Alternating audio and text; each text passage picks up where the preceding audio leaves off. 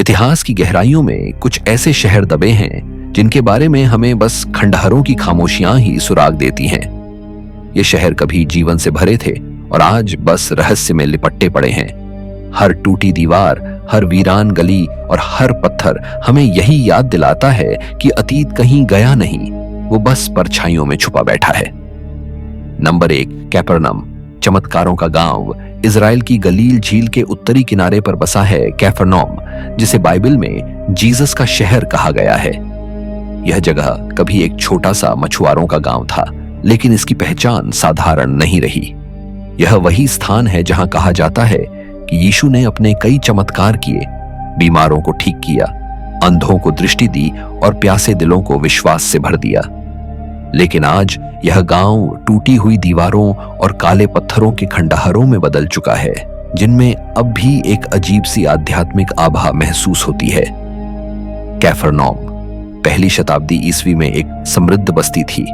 यहाँ के लोग मछली पकड़कर जीवन यापन करते थे और यह व्यापारिक मार्गों से जुड़ा हुआ था। लेकिन इसकी सबसे बड़ी पहचान है यहाँ का सभा स्थल, सिनागॉग, जो काले बेसाल्ट पत्थरों से बना हुआ था। यही वह जगह है जहां कहा जाता है कि यीशु ने शिक्षा दी थी और अपने अनुयायियों को इकट्ठा किया था।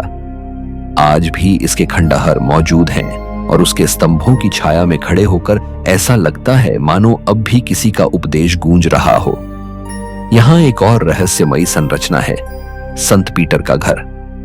परंपराओं के अनुसार यही वह घर था जहां यीशु ठहरते थे और लोगों को उपदेश देते थे।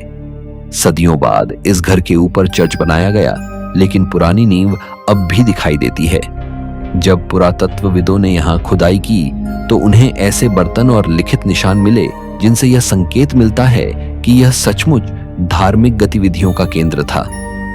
सवाल यह है, क्या यह वाकई संत पीटर का घर था या फिर सिर्फ आस्था ने इसे पवित्र बना दिया? कैफरनौम का सबसे बड़ा रहस्य इसकी खामोशी है। सदियों तक यह जगह आबाद रही, लेकिन बाद में धीरे धीरे लोग यहां से चले गए और यह वीरान हो गया। क्यों? क्या प्राकृतिक आपदाओं ने इसे उजाड़ा या यह केवल व्यापारिक मार्गों के बदल जाने की वजह से हुआ? कोई निश्चित उत्तर नहीं मिला। लेकिन आज भी जब हवा झील से गुजरकर खंडहरों में प्रवेश करती है तो ऐसा लगता है मानो पुरानी प्रार्थनाओं की गूंज वापस लौट आई हो। कई यात्रियों ने दावा किया है कि यहाँ उन्हें अजीब सा सुकून और रहस्यमयी ऊर्जा महसूस होती है। कुछ लोग कहते हैं कि रात के समय झील के किनारे उन्हें परछाइयां दिखाई दी, मानो कोई साधु या पुजारी अब भी यहाँ घूम रहा हो। वैज्ञानिक इसे भ्रम मानते हैं, लेकिन जो लोग इसे महसूस कर चुके हैं उनके लिए यह अनुभव अविस्मरणीय है। कैफरनौम धार्मिक दृष्टि से भी अत्यंत महत्वपूर्ण है। यहाँ आने वाले तीर्थयात्री मानते हैं कि वे उस भूमि पर चल रहे हैं जहाँ किसी ने चमत्कार किए थे। लेकिन रहस्य यह है कि इन कहानियों और पुरातात्विक साक्ष्यों में कितना मेल है और कितना अब भी अधूरा है। आज कैफरनौम के खंडहर यूनेस्को विश्व धरोहर का हिस्सा नहीं है, लेकिन धार्मिक महत्व के कारण हर साल हजारों लोग यहाँ आते हैं। जब कोई यात्री इसके काले पत्थरों के बीच खड़ा होता है तो उसे महसूस होता है कि यह गांव केवल इतिहास का हिस्सा नहीं है, यह एक जीवित स्मृति है जहां आस्था और रहस्य अब भी साथ साथ चलते हैं। कैफरनौम हमें यह सिखाता है कि कभी कभी सबसे छोटे गांव भी पूरी सभ्यता के लिए महान महत्व रखते हैं। लेकिन साथ ही यह सवाल भी छोड़ जाता है, क्या यहाँ घटे चमत्कार सचमुच इंसानी समझ से परे थे या फिर यह सब विश्वास और आस्था की शक्ति थी? और अगर सचमुच यहाँ कोई अदृश्य शक्ति सक्रिय थी तो क्या वह अब भी इन खंडहरों में छुपी हुई है, झील की लहरों और हवाओं के संग अपना रहस्य फुसफुसाती हुई? नंबर 2, सारमेजेगेटुसा, रेगिया। पहाड़ों में छुपा दासियनों का रहस्य रोमानिया के ओरास्तीय पर्वतों की ऊंचाइयों में बसा है। सारमेजेगेटुसा रेगिया दासियन साम्राज्य की प्राचीन राजधानी। समुद्र तल से 1200 मीटर ऊपर घने जंगलों और उबड़ खाबड़ रास्तों के बीच छुपा यह स्थल कभी राजनीतिक, धार्मिक और सैन्य शक्ति का केंद्र था। लेकिन आज यह केवल पत्थरों के घेरे और रहस्यमयी संरचनाओं में बदल चुका है, जिनकी गुत्थियां अब तक पूरी तरह सुलझ नहीं पाई हैं।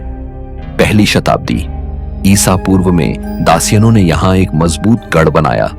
विशाल दीवारें, पत्थरों के मंच और गोलाकार मंदिर, ये सब उस समय की अद्भुत इंजीनियरिंग का उदाहरण है। सबसे रहस्यमयी है यहाँ का सर्कुलर सैंक्चुरी, पत्थरों से बना गोलाकार ढांचा जिसकी संरचना बिल्कुल खगोलीय वेधशाला जैसी लगती है। कई शोधकर्ता मानते हैं कि दासियन लोग सूर्य, चंद्रमा और तारों की गति का अध्ययन यहीं करते थे। सवाल यह है कि बिना किसी आधुनिक उपकरण के वे इतनी सटीक खगोलीय गणना कैसे कर सकते थे। सार्मिजेगेटुसा केवल विज्ञान और वास्तुकला का केंद्र ही नहीं था, बल्कि आध्यात्मिक शक्ति का भी गढ़ था। यहाँ पर मिले सोने के कंगन और धार्मिक प्रतीक बताते हैं कि यह स्थान अनुष्ठानों और बलिदानों का केंद्र था। कहा जाता है कि यहीं से दासियन पुजारी अपने देवताओं से संवाद करते थे। कुछ किंवदंतियों के अनुसार यह स्थान इतना शक्तिशाली था कि यहां से पूरे साम्राज्य की किस्मत तय होती थी। लेकिन दासियनों की शक्ति ज्यादा दिन टिक नहीं पाई। दूसरी शताब्दी ईस्वी में रोमन साम्राज्य ने आक्रमण किया और भीषण युद्ध के बाद इस नगरी को नष्ट कर दिया। रोमनों ने यहाँ के मंदिरों को तोड़ा, वेदियों को जलाया और शहर को वीरान कर दिया। लेकिन हैरानी की बात यह है कि कई पत्थरों की संरचनाएं अब भी उसी मजबूती से खड़ी हैं, मानो वे किसी अदृश्य शक्ति की रक्षा में हों। आज भी यह स्थल एक रहस्य बना हुआ है। जंगलों के बीच बने इन गोलाकार और चौकोर पत्थर के ढांचों को देखकर कोई भी सोच में पड़ जाता है कि इनका असली उद्देश्य क्या था। क्या यह सचमुच खगोलीय वेधशाला थी, या फिर यह कोई पवित्र मंदिर था जहां देवताओं से संवाद किया जाता था? कुछ लोग तो इसे परग्रही सभ्यता से भी जोड़ते हैं और कहते हैं कि यहाँ का नक्शा किसी अंतरिक्षीय ज्ञान पर आधारित था। रात के समय जब हवा पेड़ों के बीच से गुजरती है और पत्थरों से टकराकर अजीब सी गूंज पैदा करती है, तो यहाँ का माहौल और भी अलौकिक हो जाता है। कई पर्यटक दावा करते हैं कि उन्हें यहाँ अचानक भारीपन या सिहरन महसूस होती है। कुछ कहते हैं कि उन्होंने गोलाकार मंदिर के बीच खड़े होकर अजीब सी ऊर्जा की लहर महसूस की। 1999 में यूनेस्को ने सार्मिजेगेटुसा रेगिया को विश्व धरोहर घोषित किया। लेकिन इतने सालों के शोध के बाद भी यह स्थल पूरी तरह समझा नहीं जा सका है। यहाँ की हर पत्थर की गूंज और हर दीवार की खामोशी यह बताती है कि दासियनों के पास ऐसा ज्ञान था जो शायद समय के साथ खो गया। आज जब कोई यात्री इन खंडहरों में पहुंचता है तो उसे लगता है कि वह केवल एक ऐतिहासिक स्थल नहीं देख रहा, बल्कि एक ऐसे रहस्य के सामने खड़ा है जिसने सदियों से इंसानों को चकित किया है। सवाल यही है, क्या सार्मिजेगेटुसा रेगिया केवल एक राजधानी थी, या यह सचमुच एक ऐसा द्वार था जहां धरती और आकाश की शक्तियां मिलती थीं? नंबर 3, कोसा दे वेलेया, रोमन साम्राज्य का भूला हुआ ठिकाना।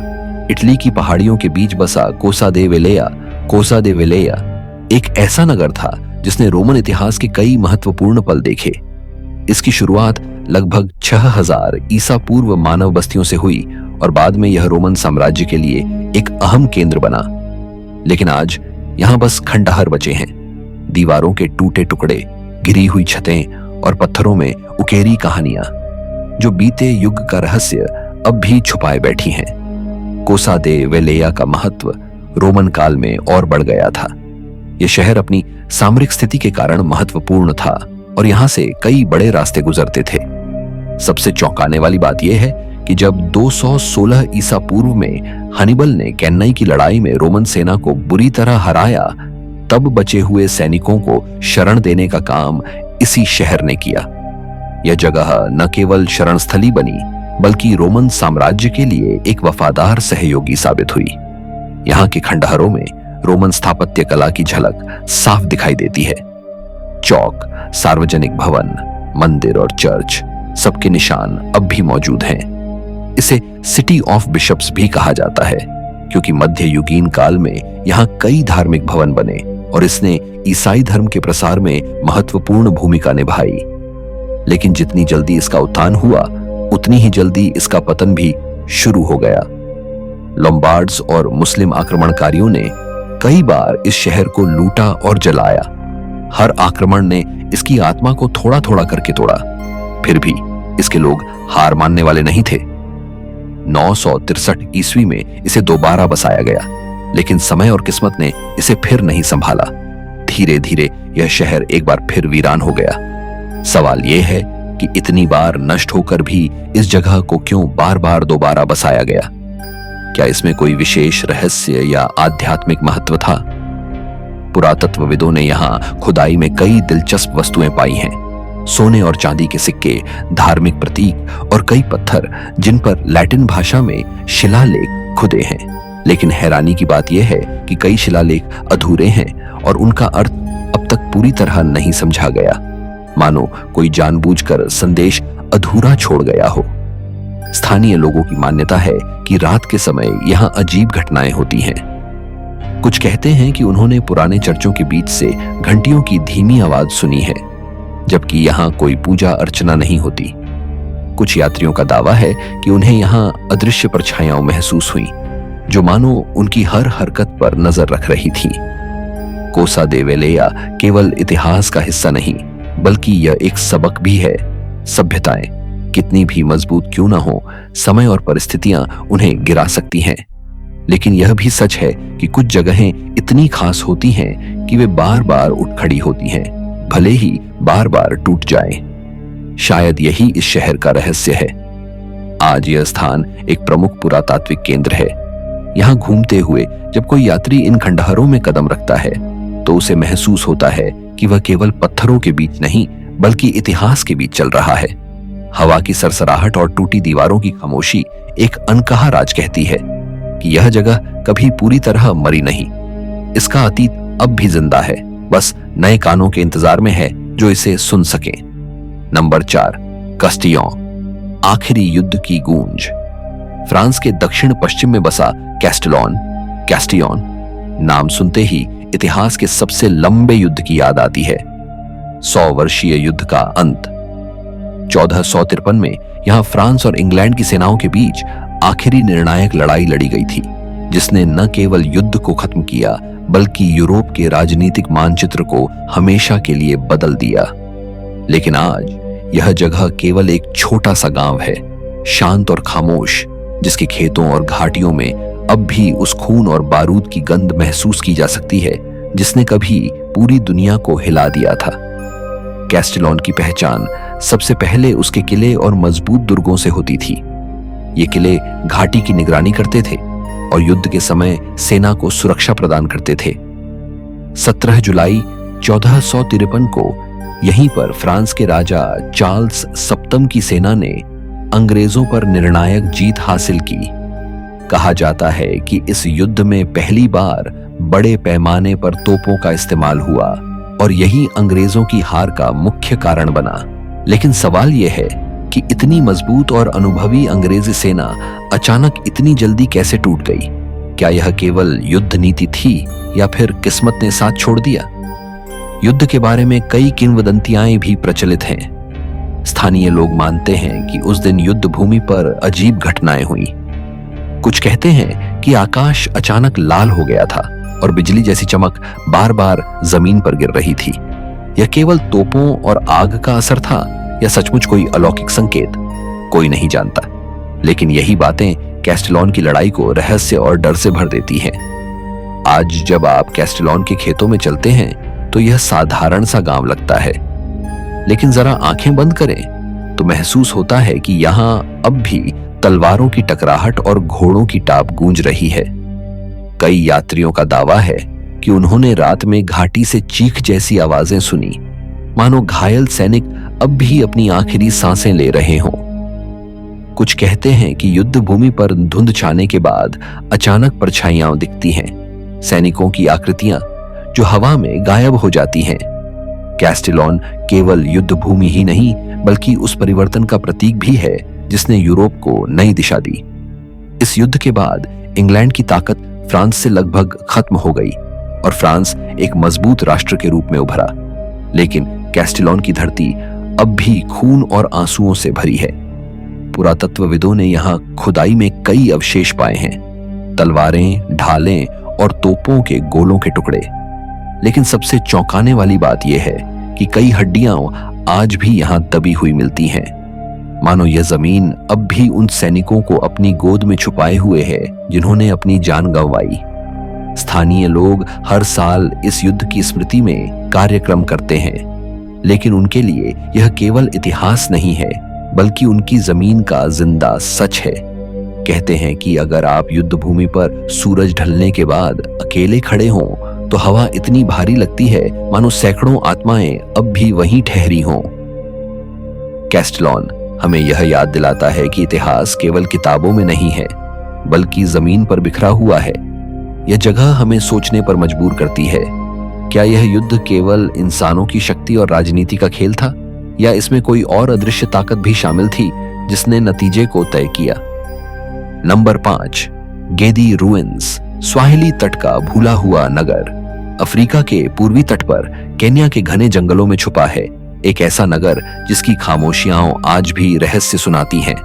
गेदी रूइंस, पेड़ों की जड़ों से जकड़े हुए पत्थर, टूटी दीवारों के बीच से झांकती लताएं और वीरान गलियां इस जगह को किसी रहस्यमयी स्वप्न जैसा बनाती हैं। माना जाता है कि यह नगर 12वीं से 17वीं शताब्दी तक स्वाहिली सभ्यता का प्रमुख केंद्र था, लेकिन अचानक इसे छोड़ दिया गया और यह जंगल की गोद में हमेशा के लिए खो गया। सवाल यह है कि हजारों लोग जिस नगर को अपना घर कहते थे वह यूं ही क्यों वीरान हो गया। गेदी रूइंस की सबसे चौंकाने वाली बात है इसकी उन्नत संरचना। यहाँ के घरों और महलों को मूंगे और चूना पत्थर से बनाया गया था। गलियां पत्थरों से पक्की थीं और पानी की आपूर्ति के लिए कुएं और टैंक मौजूद थे। इतना ही नहीं, यहाँ विकसित जल निकासी और सीवरेज सिस्टम भी मिला है जो उस दौर की किसी भी अफ्रीकी बस्ती में दुर्लभ था। यह देखकर लगता है कि गेदी एक समृद्ध और सुसंस्कृत नगर था जहां लोग आराम और सुविधा के साथ रहते थे। लेकिन फिर वह कौन सी ताकत थी जिसने सब कुछ खत्म कर दिया। पुरातत्वविदों को यहां से मस्जिदें, महल, कांच के गहने और चीनी मिट्टी के बर्तन मिले हैं जिनमें से कई दूर दराज की सभ्यताओं से आए थे। इसका मतलब है कि गेदी व्यापार का महत्वपूर्ण केंद्र था और अरब, फारस, भारत और चीन तक से व्यापार करता था। यहां से मिली तांबे और सोने की वस्तुएं इसकी समृद्धि की गवाही देती हैं। सवाल यह है कि इतनी संपन्न और जुड़ी हुई बस्ती अचानक कैसे गायब हो गई। कुछ इतिहासकार मानते हैं कि पुर्तगाली आक्रमण और लगातार बदलते समुद्री व्यापार मार्गों ने गेदी को कमजोर कर दिया। जब नई व्यापारिक बंदरगाहें उभरी तो धीरे धीरे यह नगर महत्वहीन हो गया। कुछ लोग मानते हैं कि बीमारी या किसी महामारी ने यहाँ के लोगों को भागने पर मजबूर कर दिया। लेकिन स्थानीय किंवदंतियां कहती हैं कि गेदी पर एक शाप था। माना जाता है कि जब नगर के लोग लालच और सत्ता की राह पर चल पड़े तो देवताओं ने इसे जंगल की अंधेरी परतों में हमेशा के लिए दफन कर दिया। आज भी यहाँ का माहौल अजीब सा लगता है। रात के समय घूमने वाले यात्रियों ने कई बार दावा किया है कि उन्हें अंधेरे गलियारों में कदमों की आहट सुनाई दी। कुछ लोगों ने कहा कि उन्होंने खंडहरों के बीच सफेद साया देखा जो अचानक हवा में घुल गया। स्थानीय लोग मानते हैं कि यहाँ अब भी प्राचीन आत्माएं घूमती हैं जो अपने नगर की रक्षा कर रही हैं। गेदी का एक और रहस्य है यहाँ मिला ग्रेट मस्जिद। ये मस्जिद उस समय की इस्लामी वास्तुकला का अद्भुत उदाहरण है। इसके अलावा यहाँ छोटे छोटे मकबरे और कब्रें भी मिली जिनमें से कुछ आज भी साबुत हैं। ऐसा लगता है जैसे यह नगर किसी दिन अचानक खाली हो गया हो और लोग सब कुछ छोड़कर चले गए हों। घर, कुएं, बर्तन सब जस का तस छूट गए।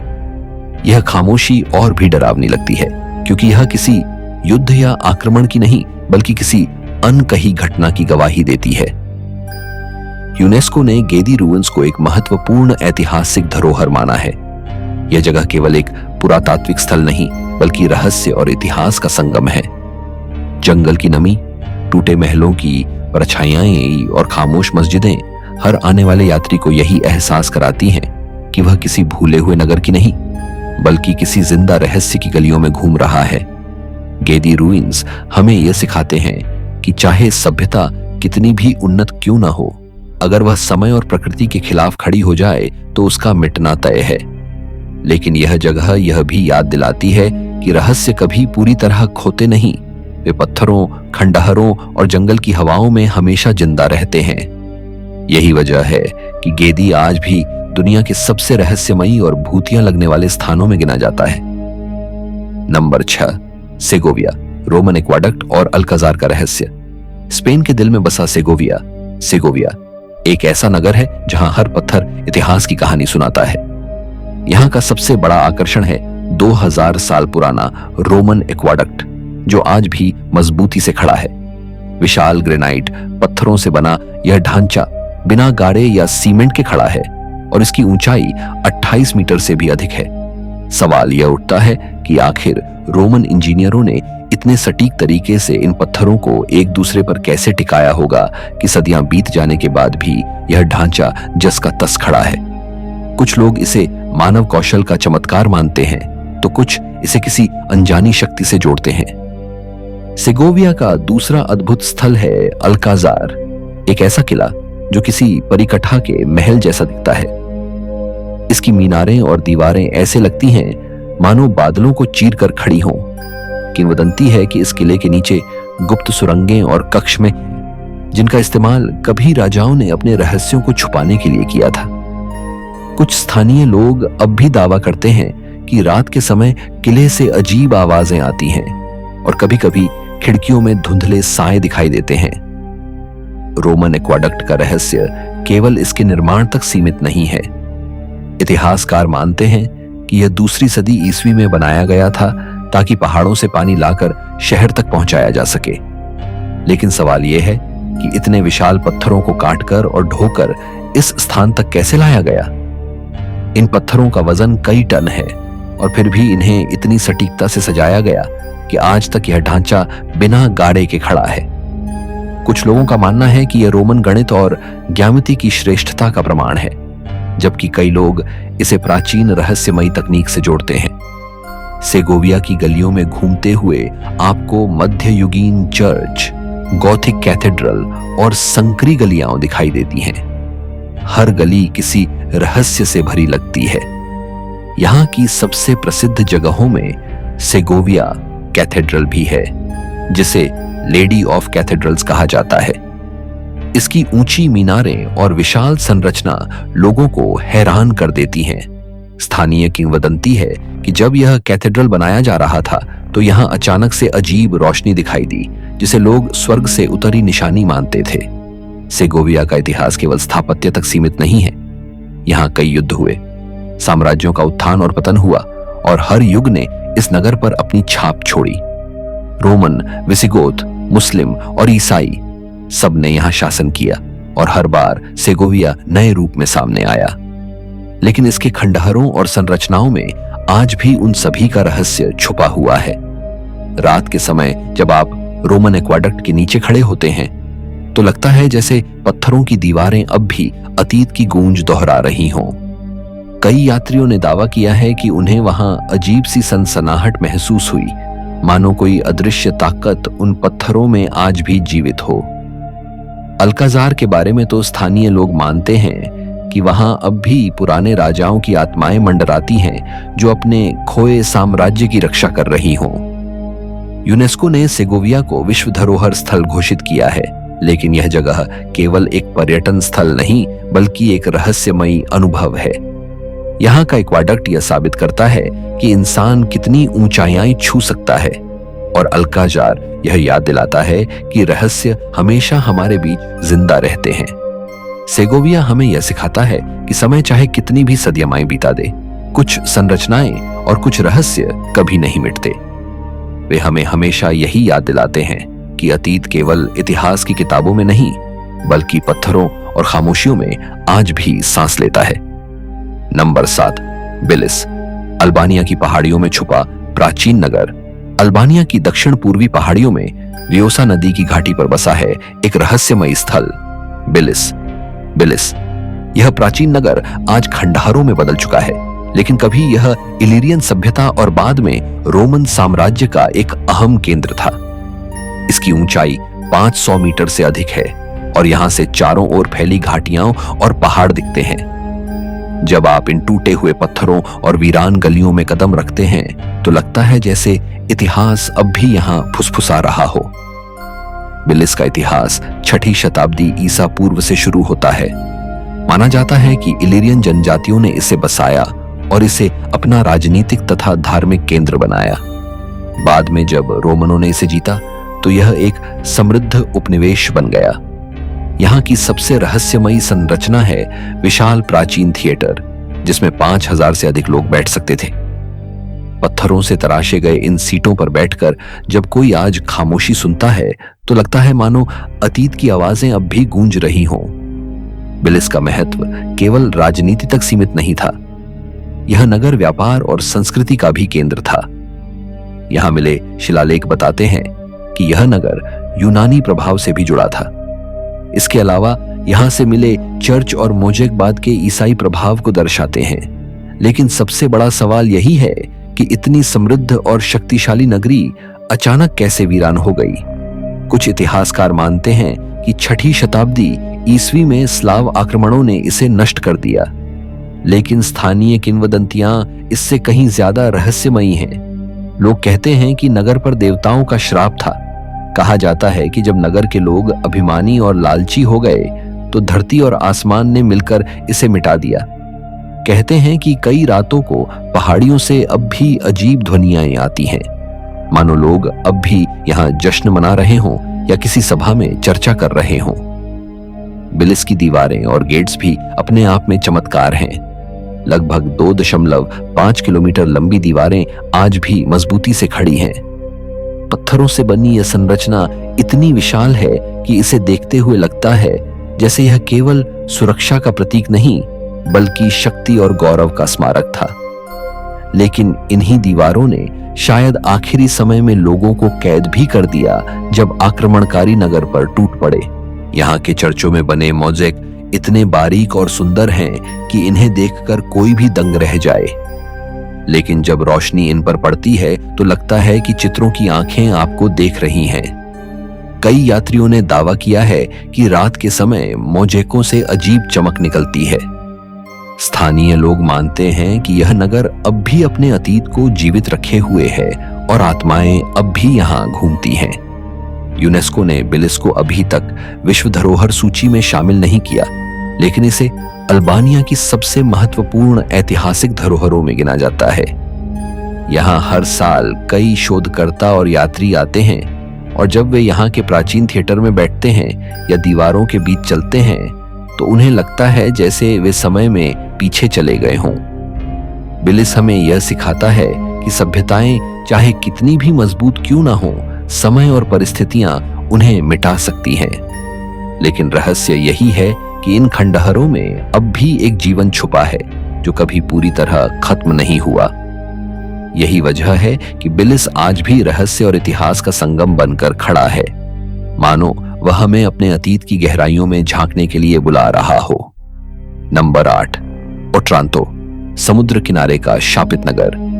इटली के दक्षिण पूर्वी कोने पर एड्रियाटिक सागर की लहरों के किनारे बसा है ओट्रांतो।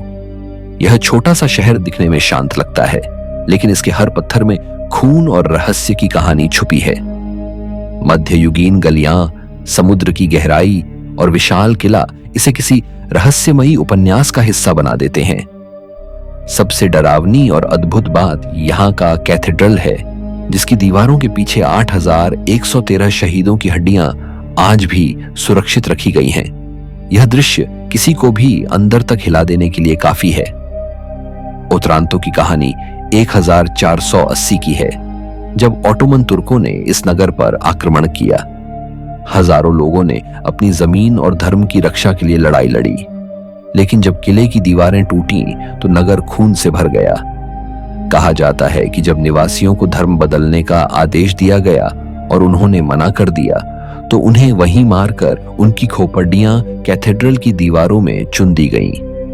आज भी जब कोई कैथेड्रल के अंदर जाता है तो कांच की खिड़कियों के पीछे से हजारों खोपड़ियां और हड्डियां उसे देखती प्रतीत होती हैं। यह दृश्य डर और आस्था का मिश्रण है। लेकिन ओट्रांतो केवल खून और युद्ध की कहानी नहीं है, यह रहस्य और किंवदंतियों से भी भरा है। यहाँ का अरागोनी किला, अरागोनीज कास्टल, आज भी खड़ा है। स्थानीय लोग कहते हैं कि रात के समय इसकी दीवारों से अजीब रोशनी और आवाजें आती हैं। कुछ यात्रियों ने दावा किया कि उन्होंने किले की खिड़कियों पर सैनिकों की परछाइयां देखी, मानो वे अब भी अपनी आखिरी लड़ाई लड़ रहे हों। समुद्र से उठती ठंडी हवा और किले की खामोशी मिलकर ऐसा माहौल बनाती है कि लगता है अतीत आज भी जीवित है। ओतरांतो का कैथेड्रल एक और वजह से मशहूर है, इसकी फर्श पर बना विशाल मोज़ेक। यह मोज़ेक ट्री ऑफ लाइफ यानी जीवन वृक्ष को दर्शाता है और इसमें पौराणिक जीव, शूरवीर और धार्मिक प्रतीक बने हैं। लेकिन रहस्य यह है कि इसे किसने और क्यों बनाया। कुछ विद्वानों का मानना है कि यह अच्छाई और बुराई के संघर्ष का प्रतीक है, जबकि स्थानीय मानते हैं कि यह शहर पर हुए हमलों और विनाश की भविष्यवाणी थी। यह शहर केवल इतिहास ही नहीं बल्कि साहित्य का हिस्सा भी है। द कैसल ऑफ ओतरांतो नामक उपन्यास को पहला गॉथिक उपन्यास माना जाता है, जिसने पूरी यूरोपियन साहित्य को एक नया रूप दिया। इसका माहौल ही ऐसा है कि कोई भी लेखक यहां आकर रहस्यमयी कहानियां लिखने के लिए प्रेरित हो जाए। ओतरांतो का समुद्र भी रहस्यों से खाली नहीं।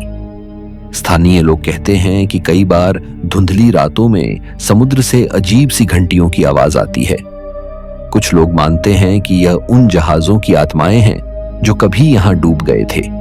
वहीं मछुआरों का दावा है कि उन्होंने पानी में अजीब आकृतियां देखी हैं, जो इंसानों जैसी दिखती हैं, लेकिन असल में परछाइयों से बनी प्रतीत होती हैं। आज ओतरांतो एक लोकप्रिय पर्यटन स्थल है, लेकिन जब लोग यहां आते हैं तो उन्हें एहसास होता है कि वे केवल एक शहर नहीं बल्कि एक जिंदा रहस्य देख रहे हैं। कैथेड्रल की हड्डियां, किले की परछाइयां और समुद्र की खामोशी हर आगंतुक को यह सोचने पर मजबूर करती है कि क्या इतिहास सचमुच खत्म हुआ है या वह अब भी इन गलियों में सांस ले रहा है। ओतरांतो हमें यह सिखाता है कि सभ्यताएं और शहर केवल पत्थरों और दीवारों से नहीं बने होते, बल्कि वे लोगों की आत्माओं से जीवित रहते हैं। जब तक उनकी कहानियां कही जाती रहेंगी, तब तक उनका अस्तित्व खत्म नहीं होगा। लेकिन सवाल यही है कि क्या ओतरांतो अब भी अपने अतीत से बंधा हुआ है या यह सचमुच कभी भी उस खून और श्राप से मुक्त नहीं हो पाएगा। नंबर 9, टोरे दी सैन जोवान्नी, टस्कनी का प्रहरी। टॉवर इटली की टस्कनी घाटियों में अंगूर के बागों और हरे भरे पहाड़ों के बीच खड़ा है। टोरे दी सैन जियोवानी, टोरे डी सैन जोवान्नी। बाहर से देखने पर यह सिर्फ एक पत्थरों का बना साधारण टॉवर लगता है, लेकिन इसके हर पत्थर के पीछे युद्ध, रहस्य और किंवदंतियों की परछाइयां छुपी हैं। यह टॉवर 12वीं शताब्दी में बनाया गया था और उस दौर में यह पूरे क्षेत्र की निगरानी करता था। इसकी ऊंचाई और स्थान इसे इतना महत्वपूर्ण बनाते थे कि यहां से दूर दूर तक आने वाले दुश्मनों को पहले ही देख लिया जाता था। लेकिन असली रहस्य यह है कि सदियों बाद भी यह टॉवर अब भी लोगों को अपनी ओर खींचता है, मानो इसके पत्थरों में कोई अनकही कहानी दबी हो। मध्ययुगीन समय में टस्कनी छोटे छोटे राज्यों और नगरों में बंटा हुआ था। हर जगह अपनी दीवारें, किले और टॉवर बनाए जाते ताकि सुरक्षा की जा सके। टोरे दी सैन जियोवानी सिर्फ एक रक्षा स्थल नहीं था, बल्कि इसे शक्ति और गौरव का प्रतीक माना जाता था। कहा जाता है कि इसके ऊपरी हिस्से से सैनिक दूर दराज की घाटियों और समुद्र तक देख सकते थे। अगर दुश्मन कहीं से भी हमला करता तो इस टॉवर से तुरही बजाकर पूरे नगर को सावधान कर दिया जाता। लेकिन स्थानीय दंत कथाएं इस टॉवर को केवल एक प्रहरी नहीं मानती। कई लोग कहते हैं कि यह टॉवर एक गुप्त कारागार भी था, जहां राजद्रोहियों और कैदियों को रखा जाता था। कहते हैं कि यहाँ की दीवारों से कई बार अजीब चीखें सुनाई देती थीं और रात के समय यह टॉवर एकदम भयावह हो जाता था। कुछ यात्रियों ने दावा किया है कि जब वे देर रात यहां पहुंचे तो उन्होंने भीतर से पदचाप और लोहे की जंजीरों की खनक सुनी। इतिहासकार मानते हैं कि टॉवर का निर्माण रणनीतिक दृष्टि से किया गया था। मोटी पत्थरों की दीवारें, ऊंचे प्रहरी कक्ष और संकरी खिड़कियां सब मिलकर इसे अपराजेय बनाती थीं। लेकिन समय के साथ जब युद्धों का दौर थमा और नई तकनीकें आईं, तो यह टॉवर धीरे धीरे अपनी अहमियत खो बैठा। नगरवासियों ने इसे छोड़ दिया और यह धीरे धीरे वीरान हो गया। लेकिन शायद यही वीरानी इसकी रहस्यमयी आभा को और बढ़ाती है। टॉवर से जुड़ी एक और किंवदंती है अदृश्य प्रहरी की। कहा जाता है कि एक सैनिक जिसने अपनी जान देकर नगर को बचाया आज भी इस टॉवर पर पहरा देता है। स्थानीय लोग मानते हैं कि धुंधली रातों में जब आप टॉवर की सीढ़ियां चढ़ते हैं तो आपको किसी के कदमों की आहट महसूस होती है, मानो कोई आपके साथ साथ चल रहा हो। कुछ लोगों ने तो यह भी दावा किया कि उन्हें टॉवर की खिड़की पर एक कवच पहने साया खड़ा दिखाई दिया जो अचानक गायब हो गया। टॉवर का वास्तुशिल्प भी अपने आप में अनोखा है। यह पत्थरों से बना है और समय की मार झेलने के बावजूद इसकी मूल संरचना आज भी मजबूत है। यहां से पूरे टस्कनी क्षेत्र का मनोरम दृश्य दिखता है। हरी पहाड़ियां, अंगूर के बाग और दूर दूर तक फैले गांव। लेकिन इस सुंदर दृश्य के बीच जब आप टॉवर की पुरानी सीढ़ियों पर चढ़ते हैं तो हर कदम पर लगता है जैसे आप इतिहास की गहराइयों में उतर रहे हों। आज तोरे दी सैन जियोवानी एक ऐतिहासिक धरोहर माना जाता है और यहां हर साल कई पर्यटक आते हैं। लेकिन जब वे यहां आते हैं तो उन्हें एहसास होता है कि यह केवल एक टॉवर नहीं बल्कि सदियों पुरानी खामोश निगरानी है जो अब भी अपने आसपास की हर हलचल पर नजर रखे हुए है।